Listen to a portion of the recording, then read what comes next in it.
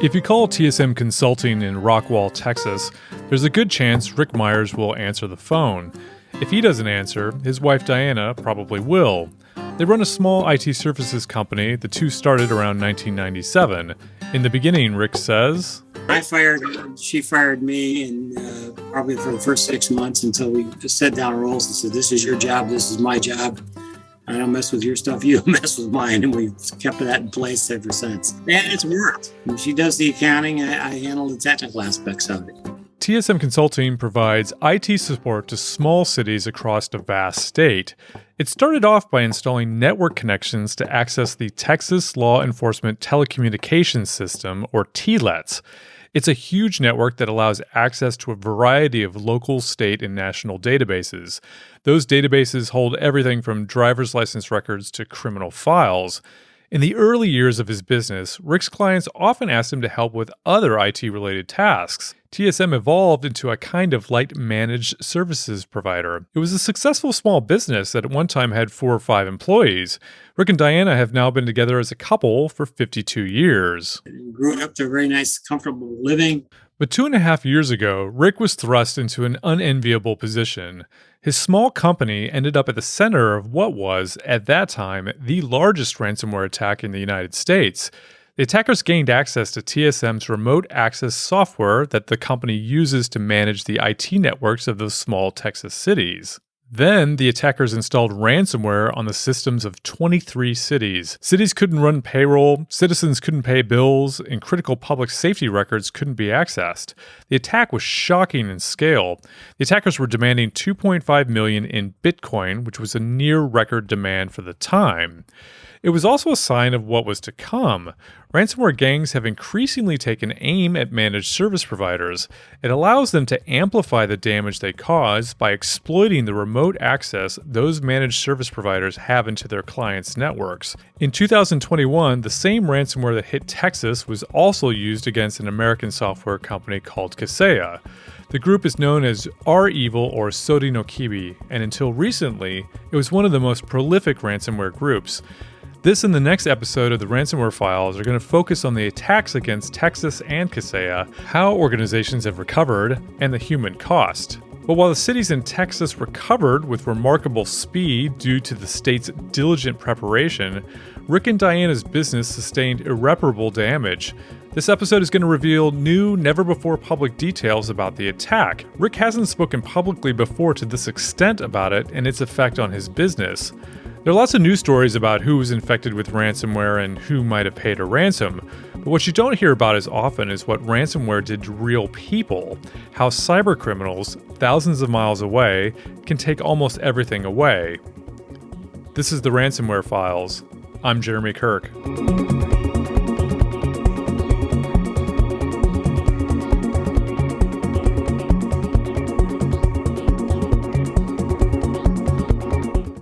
In this podcast miniseries, I'm speaking with those who've navigated their way through a ransomware incident and learn how they fought back and what tips they can pass on to others. No ransomware infection is ever welcomed, but there's invaluable knowledge gained. There should be no shame in getting infected, but it's important to share the lessons.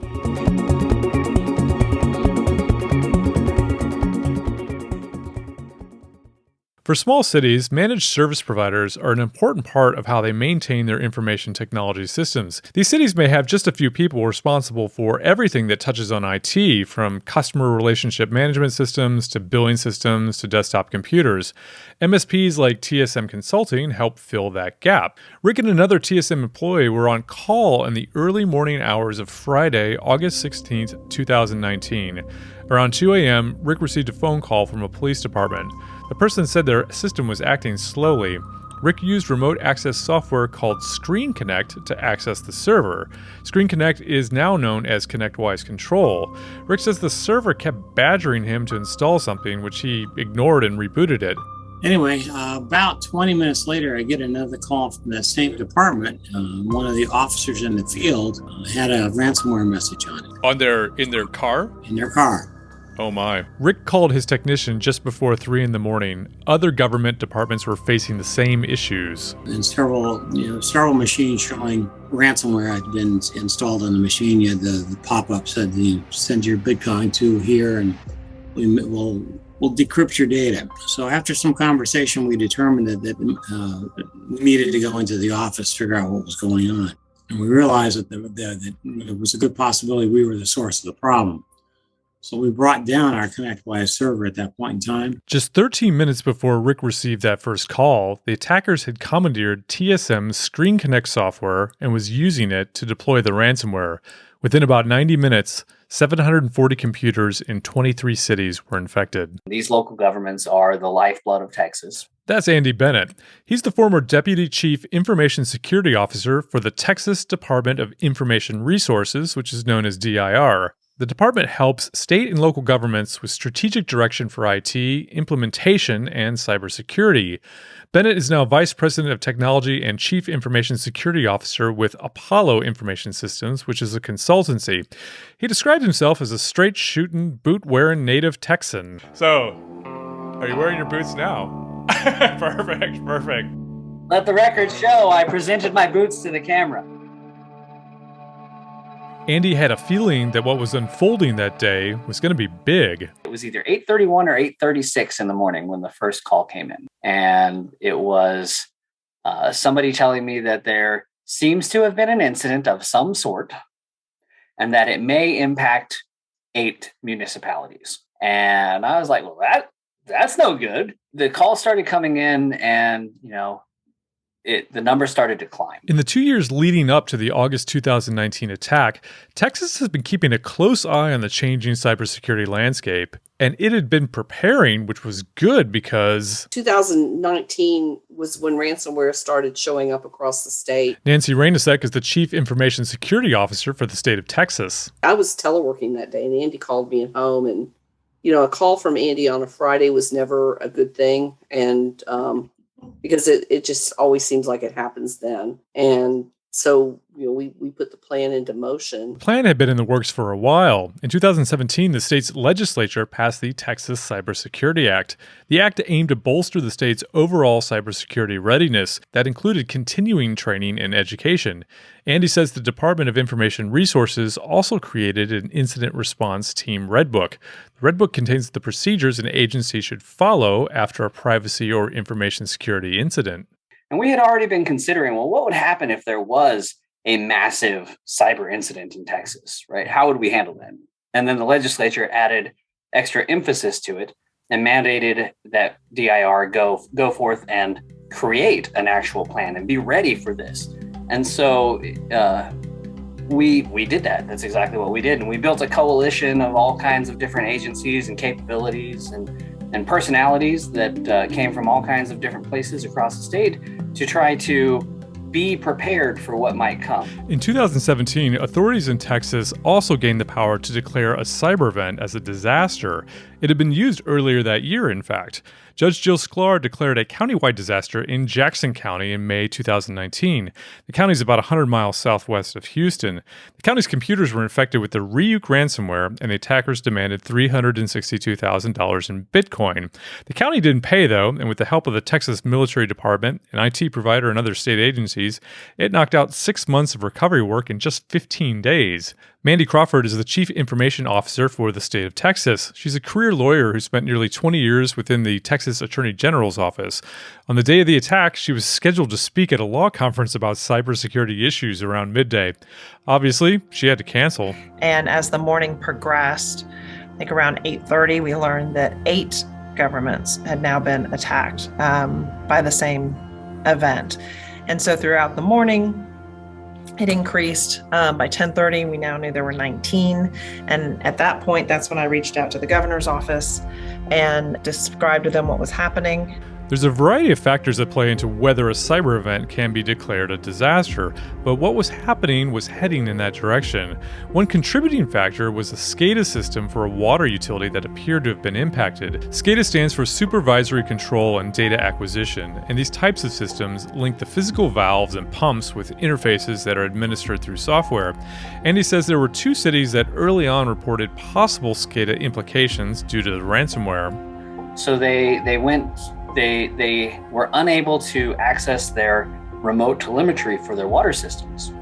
And so their gauging and flow and all that kind of stuff was now manual, which inherently puts them at greater risk. Ransomware and other kinds of attacks against critical infrastructure are worrying because of their potential to cause human harm, either through interruption of service or malicious tampering. Later, Texas officials found that no harm came to pass and both utilities were able to maintain service using their continuity plans.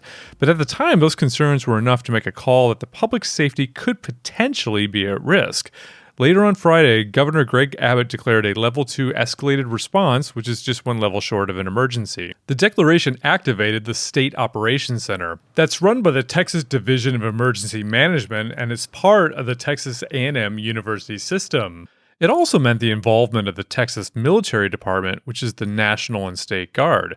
Private sector companies also jumped in to help. Rick says that Storagecraft, which provided backup services for most of the affected cities, helped enormously by offering quick technical support and helping to recover data. Overall, there was a huge marshaling of resources and services for the recovery effort. Here's Nancy. I will say that working in the State Operations Center, I've done a number of security incident responses over the years, and where you spend the night or multiple nights just working to respond, and you're eating your meals from a candy machine. And the fact that we had the tools that they use for floods and hurricanes, and the communication tools, the tracking tools, they fed us. I mean, it was I probably ate better there than I do at home on a regular basis. It was a logistical challenge. Texas is big, and TSM Consulting had clients all over the state.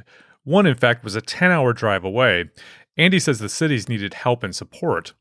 Sometimes the most important aspect of incident response is showing up to help. It's being there, looking them in the eyes, and letting them know they don't have to go through this alone.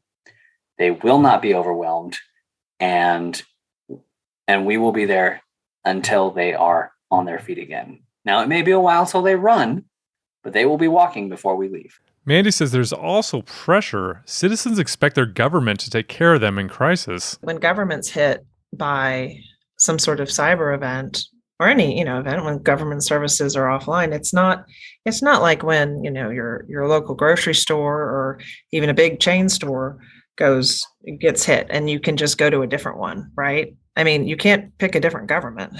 I mean, or a different town. It's like when those services aren't there, they're not there, and you need them. And so, one, that's about the reliability and the availability of those services. But then, long term, you talk about reputational risk, right? Because there has to be that trust that a citizenry has in their government, and so.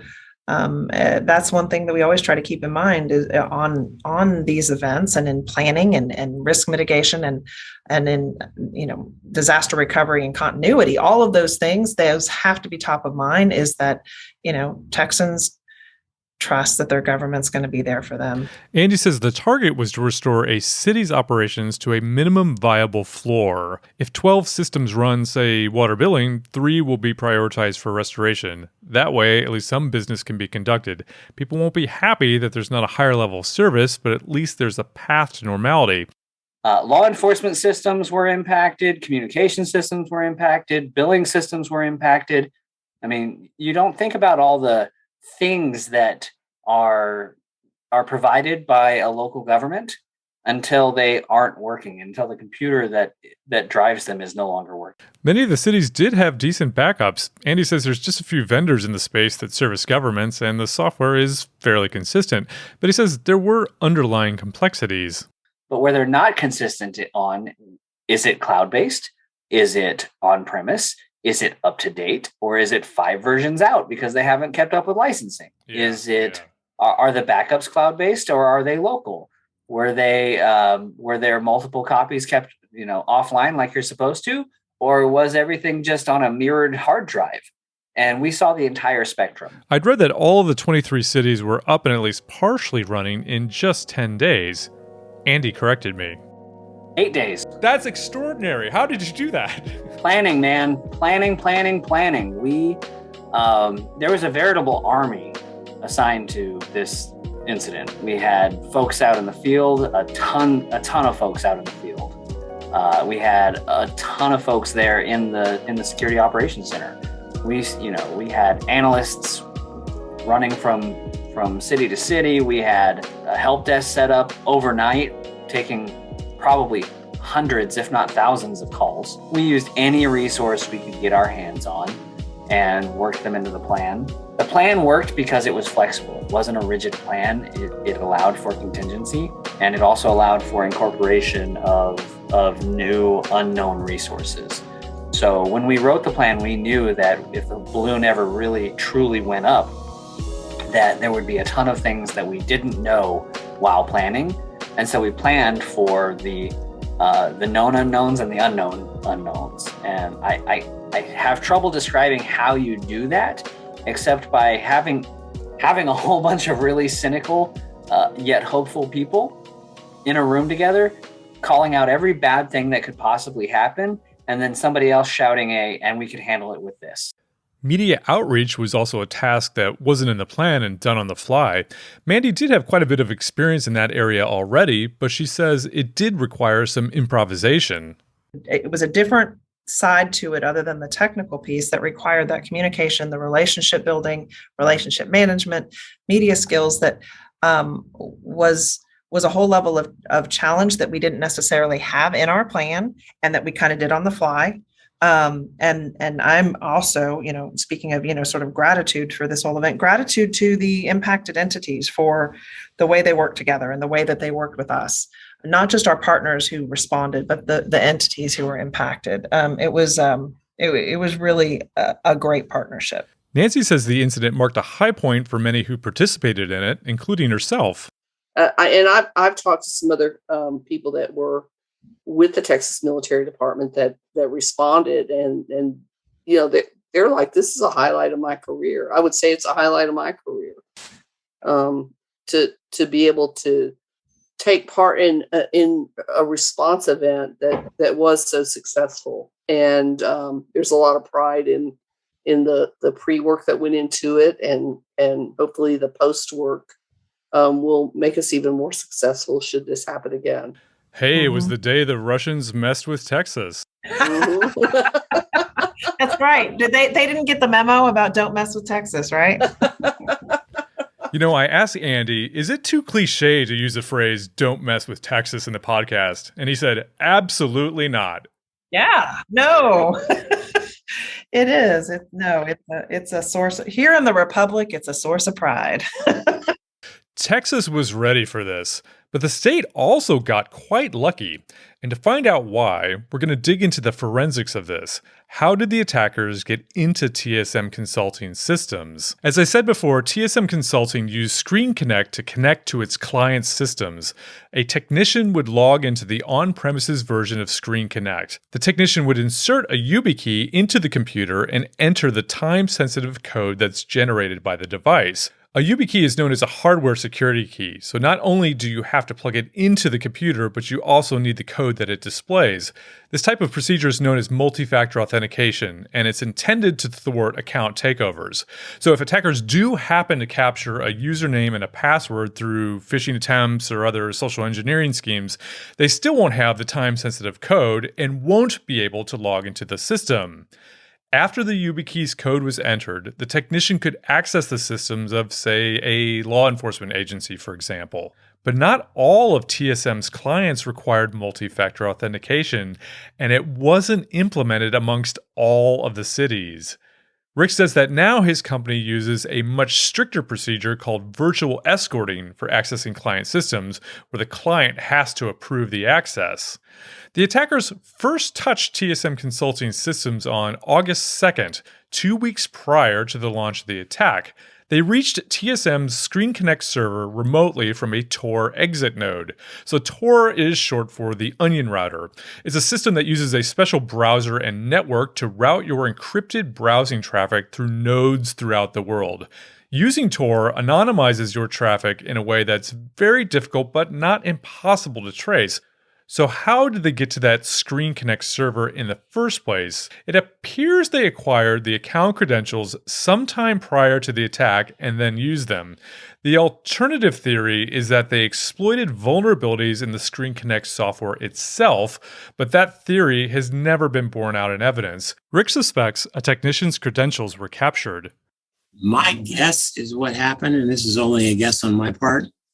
We had taken on several new clients that year. And one client specifically, the machines were full of keyloggers, all malware. Every machine we touched, we found just all kinds of stuff on it. My guess is my technician logged into one of those machines using Screen Connect with a keylogger on it. And a keylogger then captured his credentials and also the IP address of where he was coming from. And that was the start of the process. The attack kicked off at 1:53 a.m. on August 16, 2019. They tested a PowerShell script on the Screen Connect server and downloaded a second PowerShell script from Pastebin that was inserted into process memory.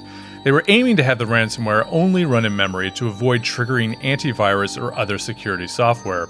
But then something went wrong. The PowerShell script was buggy. Here's Andy explaining. They were trying to do an elegantly scripted attack using PowerShell and more sophisticated systems administration to fully bomb everything that they could reach. And best we can tell, it was either a typo or a bad script that they didn't take the time to fix. And they, when it didn't work properly, and they waited for the timeout to quit, they panicked and they used the MSP's tooling that they had access to. So there were a lot more systems and computers that TSM could access that could have been impacted. But after the attackers pivoted to using TSM's own tooling to distribute the ransomware, they messed up again.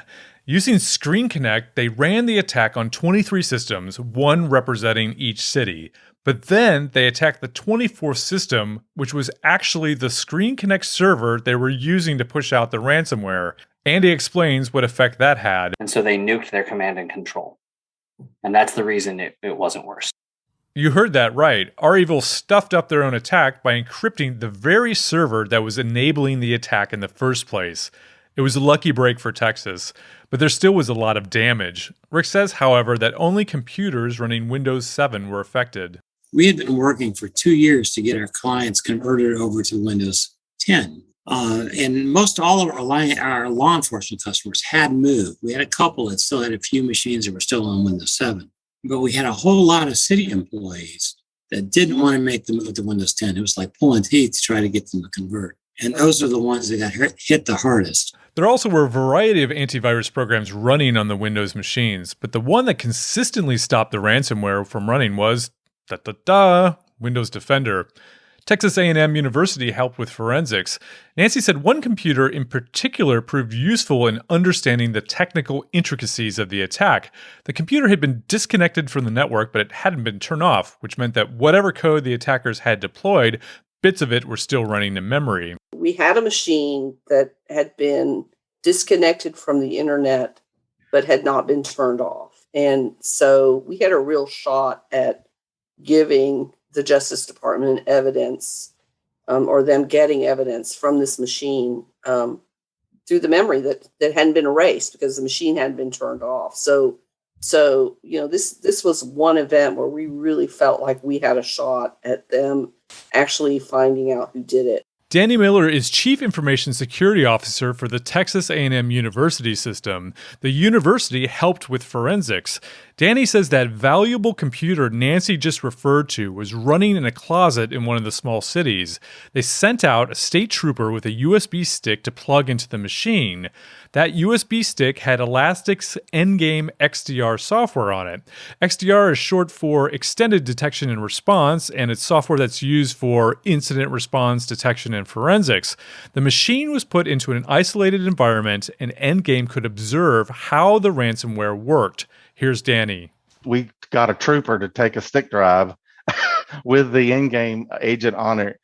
Told him to go out there, plug it in, and then let it install itself. So our CRT team is the one that did that, and they were able to get it installed, kind of put it in a stasis mode, and then connect to it, get the machine connected to a network, and then in an isolated environment, allow our CRT team to connect remotely from A&M, and then they were able to see it live.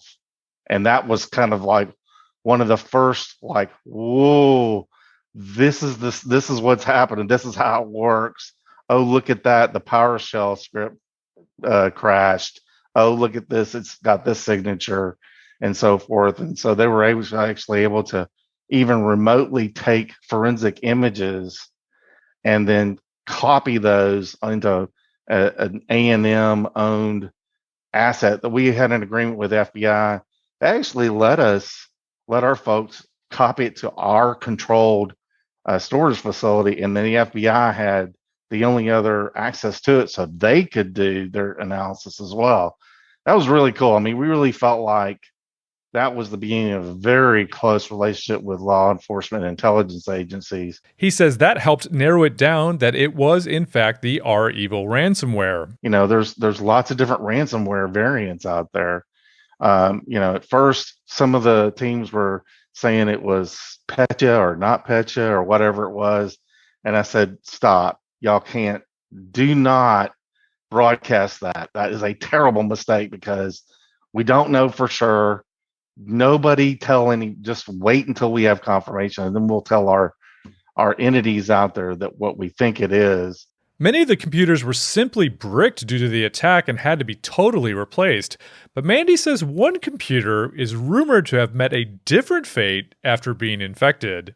And thank goodness for, that there were machines that were there and unplugged. I will say this, remember this is Texas and we do things differently. And one of the entities that was hit on one of the calls when we were doing an assessment of asking, the folks to run down equipment that was hit, what state it was in, things like that. And one of the sheriffs in one of the town said he had taken care of the machine. I said, well, what does that mean? He said, well, I took care of it. Well, what does that mean? Well, I took it out back and I shot it. Oh, is that true? Yeah, I don't know if it's true or if he was just saying it for the phone call, but we got a good chuckle and we said, okay, well, I guess the threat's been minimized. Thank you.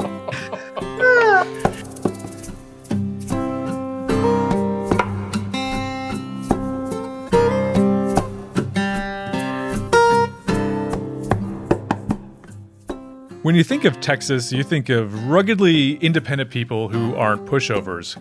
You think of people who can persevere in what can be an unforgiving environment. When Mandy joked that it was a republic, it really was. From 1836 to 1846, it was indeed the Republic of Texas. It wasn't part of the United States yet, and it was just kind of a roguish territory whose independence was disputed by Mexico, out there, on its own, not to be messed with. So to pose the question, did the state ever consider paying the $2.5 million to cybercriminals to get the decryption key? The decision was made long before the attack. Here's Mandy and Nancy. Of course, we're firm believers in not paying and investing more of the money in, defenses, responding, mitigation strategies, rather than paying the ransom so that you break that business model. What do you think, Nancy? Yeah, I agree. And I think that when you don't make it profitable for them to continue doing this, that's a big way to slow it down. Now, if people spend the money on remediating and shoring up their defenses and not on allowing these criminals to profit that and use that money then to build more tools to attack us with, then we've all got to work together in a community to make that happen. But Andy says he sees how organizations can panic, but he tells them not to give in. It's real easy. It's real easy to give into that panic, right? And there are organizations where they have given into the panic and it still hasn't helped. And you know what? I'll call them out because they went public. Where Colonial Pipeline in particular, where they went ahead and paid that umpteen gazillion dollar ransom, I think it was actually $4 million. And then it turns out they were able to recover from the backups faster than they could decrypt. Andy says that Rick was on board from the start with the state's attitude towards paying ransoms. I feel for Rick. what happened to him could happen to literally any small business. It could happen to big businesses. Look at Kaseya. Throughout this entire process, during the incident and after the incident, Rick has conducted himself with a poise and grace that I don't think a whole lot of people could muster under similar circumstances.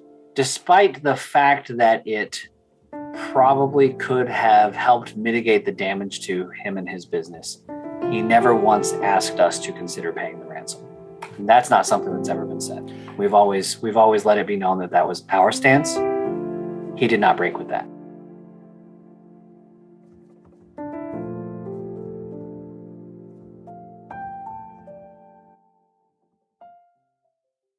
I first called Rick last September. He answered the phone and we had a short chat. He was interested in telling his story, but he wasn't quite sure if it was the right time yet. Over the next few months, I'd email him links to new episodes of the Ransomware Files as they came out. By January, he was ready. He wanted to make sure his kind of experience with ransomware doesn't happen to anyone else. The trauma of that thing is just incredible. You're trying your best to see it, to take care of your customers. Many of my customers have been with us over 20 years. They're more than just customers. It's people you know and care about. To lose their confidence was a troubling thing. It takes an emotional toll on you. Absolutely. Can I ask how old you are? In a few days, I'll be 74. Then in 2020, another extreme event, the COVID-19 pandemic. Rick says that hiring employees in order to rebuild became nearly impossible. We lost business. We lost customers because of it. And anytime you lose a customer's data, you stand a good chance of losing their business. Again, many of the customers we lost were some of the customers, I don't say many, some of the customers we lost were old-time customers that have been with us for decades, literally decades. And that loss of trust, as I said, does bear its toll. And I've always felt like you can recover from anything. And our plans were to recover from this. And I figured by by March, April 2020, I could start hiring and start rebuilding the company. Well, unfortunately, about that same time is when COVID hit. And again, I told you my age. We had to be careful while bringing people in to try to do interviews. So hiring became impossible. We couldn't hire anybody. We couldn't find anybody to hire, first of all. And then it was uncomfortable bringing people into our office to interview on a face-to-face basis. Yes. So we just decided that I was going to take the business on my own and run it myself as I did when I first started the business years earlier. As a result, we decided we no longer needed this expensive, nice office, so we closed the office and moved the business back to where we started from in my house. In the course of all that, I do feel I have aged significantly over the last 2 years. Between the ransomware attack and COVID, between the two of them, it's taken a toll on me that I don't know that I can recover from. I'm so sorry, Rick. I'm so sorry. I mean, we're still in business. We still do business. I still love my customers. I still love what I do. And as long as I'm able to, I will keep it up. But we'll never get to the point we were before because it just won't happen. I say that, but no one knows what tomorrow's going to bring. In November 2021, something remarkable happened. The U.S. Justice Department announced they had charged Evgeny Polyanin, who's a Russian national, with executing the attack against Texas. Also that day, they announced charges against a 22-year-old Ukrainian, Yaroslav Vysynsky, with the attack against Kaseya. Both men were accused of using the REvil ransomware. As a bonus, prosecutors said they'd also seized $6.1 million in cryptocurrency from a company called FTX Trading Limited.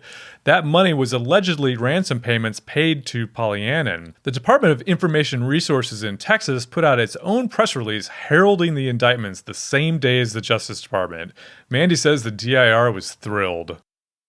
What we had been saying all along, because we work closely with our own, Department of Public Safety and of course the FBI throughout the event, and there was stuff that we just couldn't share throughout the process. And kind of our standing line is, because we hope they catch the bad guys, right? That's why we want to keep this, because maybe they'll catch the bad guy. Yes. And so when they actually did at least name the bad guy, that was, it was gratifying, because so often these things, you don't know, or you do know who did it, but you can't put a name, or that there's not even a sort of possibility of some sort of justice. So it was a good deal. Not long after the indictment was announced, the UK newspaper The Daily Mail tracked Pollyannan down at his home in Barnaul, Russia in Siberia. He wouldn't speak to the publication, but the newspaper did manage to speak with his mother. Pollyanna's mother said she'd been in touch with her son, that the charges were fake, and they were all doing fine. The US and Russia do not have an extradition treaty, so there's little chance of Pollyannan ever facing trial unless he takes a risky vacation outside Russia. I wanted to contact Pollyannan. I wanted to see what he thought about the accusations leveled against him. I wanted to ask him if he knew about ransomware and the destruction that this cybercrime wave has wrought around the world. I wanted to see what he thought of Rick's story. But a trip to Siberia in the winter from Australia wasn't on the cards for me for a lot of reasons. And I'll give it to the Daily Mail for their tenacity in tracking anyone down anywhere in the world, which I doubt I could match. But I had a source who might be able to help, and perhaps the best way to reach Pollyannan was simply online anyway. The source is a cybercrime researcher who's been tracking the nicknames and aliases that Pollyannan has used since 2013. Pollyannan's accounts had been quiet for the last couple of years. My contact sent a message to one of Pollyanan's Jabber accounts. After a day or so, there was no response. My contact also tried one of Pollyanan's friends and did reach him, but he didn't want to talk. No luck. It's unclear where Pollyannan may even be now. In mid-January 2022, Russia's FSB security agency said it arrested 14 men allegedly affiliated with the REvil gang. Some of the names of those arrested were released, but Pollyanan's name wasn't among them. Rick says he thinks that ransomware criminals have no clue about how their actions affect other people. He says that even if he did have the opportunity to say something to Pollyannan, he wouldn't say anything. He says he'd just ignore him. That's Rick, moving on, looking ahead, even in the dusk of his career. You sound like what you've just told me, which is very, very difficult and sad. You sound like a very resilient person, though. I guess then this goes to faith. I'm very active in my church. Matter of fact, I'm a deacon in my church. I have a strong belief in God, and I know that I'm going to get taken care of either way. And so in that regard, I do feel there are worse things that could have happened to me. Yeah. And I do think there's better things to come. That's wonderful to hear.